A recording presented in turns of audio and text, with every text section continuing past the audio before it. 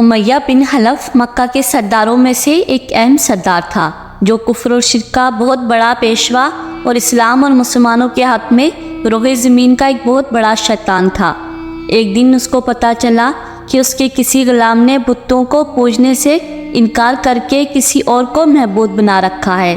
اس نے اس غلام کو فوراً بلا کر پوچھا کہ میں نے سنا ہے تم نے کوئی اور معبود بنا لیا ہے، سچ سچ بتاؤ تم کس کی عبادت کرتے ہو؟ غلام نے کہا کہ میں محمد مصطفیٰ صلی اللہ علیہ وسلم کے خدا کی عبادت کرتا ہوں۔ امیہ غصے سے لال پیلا ہو گیا اور کہنے لگا، محمد کی خدا کی پرستش کرنے کا یہ مطلب ہوا کہ تم ہمارے مقدس بتوں کے دشمن بن گئے ہو۔ سیدھی طرح راہ پر آ جاؤ ورنہ ذلت کے ساتھ مارے جاؤ گے۔ میں یہ ہرگز برداشت نہیں کر سکتا ہوں کہ تم بتوں کی پوجا کرنے والے کے غلام رہ کر محمد کے خدا کی پرستش کرو۔ وہ غلام جو توحید کا سچے دل سے شیدائی ہو چکا تھا، اس نے بے دھڑک امیہ کو جواب دیا کہ میرے جسم پر تمہارا زور چل سکتا ہے، لیکن میں اپنا دل اور اپنی جان محمد صلی اللہ علیہ وسلم اور اس کے خدا کے پاس رکھ چکا ہوں۔ اب اللہ کی عبادت ہی میری زندگی کا مقصد ہے، اور تمہاری خود سے بنائے ہوئے بتوں کو پوجنا میرے بس کی بات نہیں ہے۔ یہ جواب سن کر امیہ بن حلف غیظ و غضب سے دیوانہ ہو گیا۔ ایک غلام نے اسے بے دھڑک جواب دے دیا تھا۔ اس نے کڑک کر کہا، اچھا تو پھر اپنی بے دینی کا مزہ چکھ، دیکھوں گا میں کہ محمد اور اس کا خدا تجھے کیسے بچاتے ہیں۔ امیہ کے تشدد شروع ہو گئے۔ مکہ کی زمین گرمی کی سبب بڑی مشہور تھی۔ امیہ اپنے غلام کو دوپہر کی تپتی دھوپ میں زمین پر لٹا کر سینے پر بھاری پتھر رکھ دیتا تھا کہ وہ کروٹ نہ لے سکے، پھر کہتا تھا کہ محمد کے دین سے باز آ جا، لیکن اس کے ظلم کے باوجود بھی اس غلام کے منہ سے سوائے احد احد کے کچھ نہیں نکلتا تھا۔ امیہ مزید غضبناک ہو کر اذیتیں دیتا چلا گیا۔ ایک مرتبہ تو امیہ نے ظلم کی انتہا کر دی۔ پورا ایک دن اور ایک پوری رات غلام کو بھوکھا پیاسا رکھا اور تپتی ہوئی ریت پر لٹا کر اسے تڑپنے کا تماشا دیکھتا رہا۔ اس کی یہ کوشش بھی غلام کو حق سے نہ ہٹا سکی۔ آخر تھک ہار کر امیہ نے مکے کے بدمعاش لڑکوں کو بلایا اور ان سے کہا، غلام کو اتنی اذیت دو کہ یہ محمد اور اس کے خدا کا نام لینا بھول جائے۔ یہ لڑکے امیہ کی خوشی حاصل کرنے کے لیے اس بے بس غلام کو بری طرح مارتے پیٹتے تھے۔ جسم کے کپڑے اتروا کر، لوہے کی چادریں پہنا کر تپتی دھوپ میں کھڑا کر دیتے تھے، لیکن غلام کی زبان سے احد احد کے سوا کچھ نہیں نکلتا تھا۔ اسلام کی راہ میں یہ بے پناہ اذیتیں سہنے والے صحابی کوئی اور نہیں بلکہ حضرت بلال حبشی رضی اللہ تعالیٰ عنہ تھے۔ انہی ظلم و ستم کے دوران ایک دن حضرت ابو بکر صدیق رضی اللہ تعالیٰ عنہ کا ادھر سے گزر ہوا تو آپ رضی اللہ تعالیٰ عنہ نے امیہ سے فرمایا، تم اس بے کس اور مظلوم پر اتنے ظلم نہ کر، اس نے تمہارا کیا بگاڑا ہے؟ وہ خدائے واحد کی عبادت کرتا ہے، اگر تو اس پر احسان کرے تو یہ تیرا احسان آخرت میں تیرے کام آئے گا۔ اس پر امیہ نے نہایت حقارت سے کہا، میں تمہارے اس خیالی آخرت کے دن کو نہیں مانتا، جو میرے دل میں آئے گا میں وہی کروں گا۔ حضرت ابو بکر صدیق رضی اللہ تعالیٰ عنہ اس جواب پر کافی افسردہ ہوئے، لیکن پھر آپ رضی اللہ تعالیٰ عنہ نے اسے سمجھایا کہ اس مظلوم پر ظلم و ستم کے پہاڑ توڑنا تیرے شایع نشان نہیں ہے۔ جس پر امیہ نے تنگ آ کر کہا، اگر تم اس کے اتنے ہمدرد ہو تو اسے خرید کیوں نہیں لیتے؟ حضرت ابو بکر صدیق رضی اللہ تعالیٰ عنہ جٹ سے تیار ہو گئے اور فرمایا کہ بولو کیا دام لوگے؟ امیہ نے کہا، تمہارے پاس ایک غلام ہے جس کا نام فسطاط رومی ہے، وہ مجھے دے دو اور اس کو لے جاؤ۔ حضرت ابو بکر صدیق رضی اللہ تعالیٰ عنہ فوراً ہی راضی ہو گئے، جبکہ امیہ کا خیال تھا کہ فسطاط ایک نہایت ہی کارآمد غلام ہے جس کی قیمت زیادہ ہے۔ حضرت ابو بکر صدیق رضی اللہ تعالیٰ عنہ اسے دینے سے انکار کر دیں گے، مگر آپ راضی ہو گئے تو امیہ کو سخت مایوسی ہوئی۔ اس نے ساتھ ہی 40 اوقیہ چاندی کی فرمائش کی، لیکن اسے بھی حضرت ابو بکر صدیق نے بخوشی ادا کر دیا۔ حضرت بلال رضی اللہ تعالیٰ عنہ کو ساتھ لے کر دربار رسالت میں حاضر ہوئے اور سارا ماجرا سنایا۔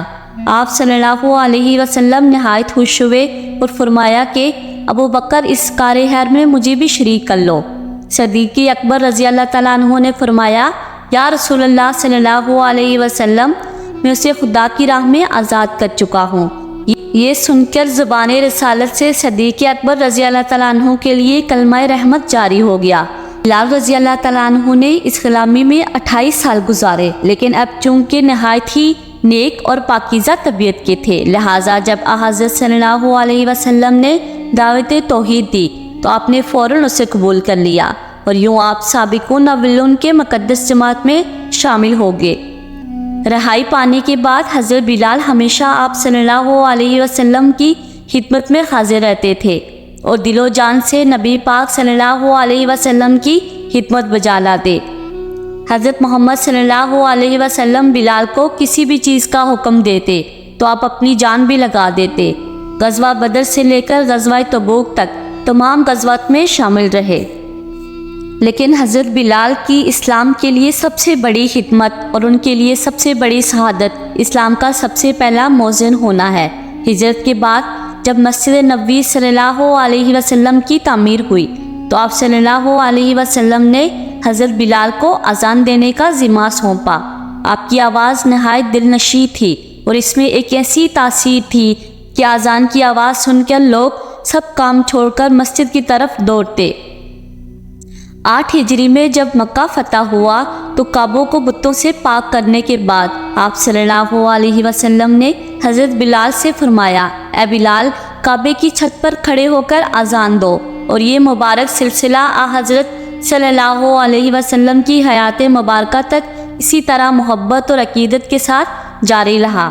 لیکن 11 ہجری میں جب آپ صلی اللہ علیہ وسلم نے سفر آخرت اختیار کر لیا تو اس عاشق رسول صلی اللہ علیہ وسلم پر غم کا پہاڑ ٹوٹ پڑا اور رہنا دشوار ہو گیا۔ آپ کو ہر وقت پیارے نبی صلی اللہ علیہ وسلم کی یاد ستاتی رہتی۔ صلی اللہ علیہ وسلم سے آپ نے سنا ہوا تھا کہ مومن کے لیے سب سے افضل عمل جہاد فی سبیل اللہ ہے، لہٰذا آپ رضی اللہ تعالیٰ عنہ نے خلیفہ اول حضرت ابو بکر صدیق کی خدمت میں حاضر ہوئے اور جہاد پر جانے کی اجازت طلب کی، لیکن حضرت ابو بکر صدیق رضی اللہ تعالیٰ عنہ نے آپ کو خدا کا واسطہ دے کر کہا، مجھے اس بڑھاپے میں تنہا چھوڑ کر نہ جاؤ۔ تو حضرت بلال نے اس شرط پر ابو بکر صدیق کی بات مانی کہ وہ رسول اللہ کے بعد کسی کے لیے اذان نہیں دیں گے۔ حضرت ابو بکر صدیق رضی اللہ تعالیٰ عنہ نے ان کی یہ بات مان لی، لیکن آپ کے دور خلافت کی بات خلیفہ دوم حضرت عمر فاروق رضی اللہ تعالیٰ عنہ کے دور میں بھی جب بیت المقدس کی تکسیر کے لیے شام جانا پڑا تو وہاں عیسائیوں سے صلح نامہ طے پانے کے بعد حضرت عمر فاروق رضی اللہ تعالیٰ عنہ نے ایک خطبہ دیا، درخواست کی کہ آج جب کہ قبلہ اول پر توحید کا پرچم لہرا دیا ہے تو اس باعظمت موقع پر آپ اذان دیں تو ہم آپ کے مشکور ہیں۔ بلال نے جو ہی اذان دینا شروع کی تو وہ صحابہ کرام کو عہد نبوی کی مبارک یاد تازہ ہو گئی اور ان پر رکت تازی ہو گئی۔ شام کے معرکے کے بعد حضرت بلال نے شام ہی کے ایک گاؤں میں رہائش اختیار کر لی، کیونکہ مدینے میں ہر وقت آپ صلی اللہ علیہ وسلم کی یاد ستاتی رہتی تھی۔ لیکن ایک دن آپ نے خواب میں آپ صلی اللہ علیہ وسلم کی زیارت کی۔ آپ صلی اللہ علیہ وسلم ان سے فرما رہے تھے کہ اے بلال، کیا اب بھی وقت نہیں آیا تم ہماری زیارت کے لیے آؤ؟ اس خواب نے آپ کو بہت تڑپا دیا اور آپ بےتاب ہو کر فوراً مدینہ روانہ ہوئے۔ مدینہ پہنچ کر حضرت بلال رضی اللہ تعالیٰ عنہ نے روضہ اقدس پر حاضری دی اور اس درد سے روئے کہ حاضرین بھی اشکبار ہو گئے۔ وہیں حضرت امام حسن رضی اللہ تعالیٰ عنہ اور امام حسین رضی اللہ تعالیٰ عنہ کو بھی موجود تھے۔ نانا کے پیارے نواسوں کو اپنے ساتھ چمٹایا اور بے تحاشا چومنے لگے۔ حضرت حسن رضی اللہ تعالیٰ عنہ اور حضرت حسین رضی اللہ تعالیٰ عنہ نے آپ سے اذان فجر کی فرمائش کی، بھلا اس میں رد کرنے کی کہاں گنجائش تھی۔ اگلے دن جب فجر کا وقت ہوا تو آپ نے اذان دینا شروع کی۔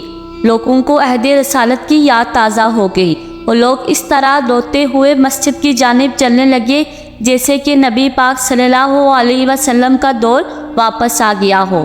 ایسا دردناک منظر اس کے علاوہ کبھی دیکھنے میں نہیں آیا۔ حضرت بلال حبشی رضی اللہ تعالیٰ عنہ نے 60 سال کی عمر میں وفات پائی۔ آپ کا مزار دمشق میں ہے۔ آپ کو دربار رسالت میں خاص مقام حاصل تھا۔ آئے ہم سب اللہ تعالیٰ سے دعا کرتے ہیں کہ ہمیں بھی حضرت بلال حبشی رضی اللہ تعالیٰ عنہ کی صفات میں سے کچھ عطا فرمائے، آمین ثم آمین۔ ویڈیو اچھی لگی ہو تو اس کو لائک کر دیجیے گا اور میرے چینل وائس آف عمل کو سبسکرائب کر دیجیے گا۔ ملتے ہیں ایک اور نئی ویڈیو کے ساتھ، دعا میں یاد رکھیے گا۔ اللہ حافظ۔